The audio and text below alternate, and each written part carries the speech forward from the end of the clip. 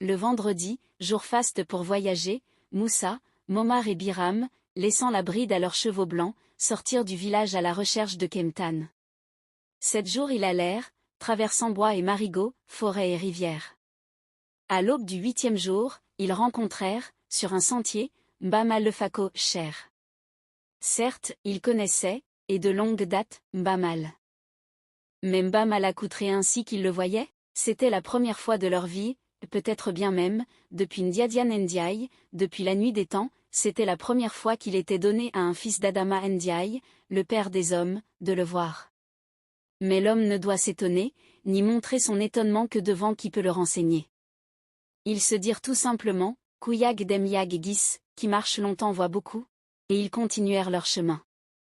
7 fois 7 jours, ils allèrent à travers bois et savanes, mares et plaines, vers le soleil levant. Le soleil était pendu au-dessus de leur tête, l'ombre cherchait abri au pied des arbres et sous le ventre de leur monture, lorsqu'ils trouvèrent Diakalor le bouc, bavant et chevrotant, qui luttait une souche de tamarinier à moitié engloutie par une termitière.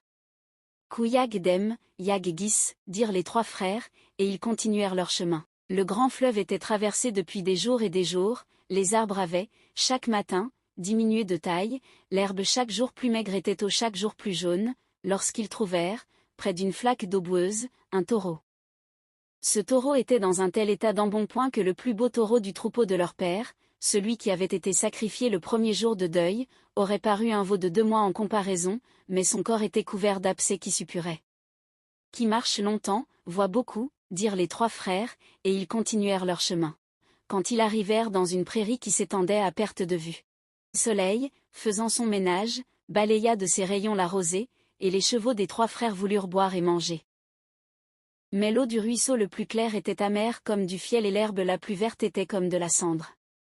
Au milieu de la prairie, dont l'herbe frôlait ses flancs flasques, se tenait une vache si maigre que l'on voyait à travers son ventre. Qui marche longtemps, voit beaucoup, dirent les 3 frères, et ils continuèrent leur chemin. On labeur terminé, le soleil se hâtait vers sa demeure, leurs ombres, les devançant, grandissaient à chaque instant et leur indiquaient la prochaine étape sur le sable encore brûlant qui avait succédé au pâturage verdoyant et amer, lorsqu'ils trouvèrent, au milieu de ces terres nues et désolées, une vache près d'une touffe d'herbe qu'un enfant aurait tenue dans ses bras et une flaque d'eau qu'un homme aurait recouverte d'une main. Les chevaux s'abreuvèrent et mangèrent sans pouvoir épuiser l'eau, qui était douce comme du miel, ni l'herbe qui était succulente. La vache était si grasse que son corps brillait comme de l'or au dernier rayon du soleil. Qui marche longtemps, voit beaucoup, dirent les 3 frères, et ils continuèrent leur chemin. Ils allèrent encore 3 fois 3 jours. Le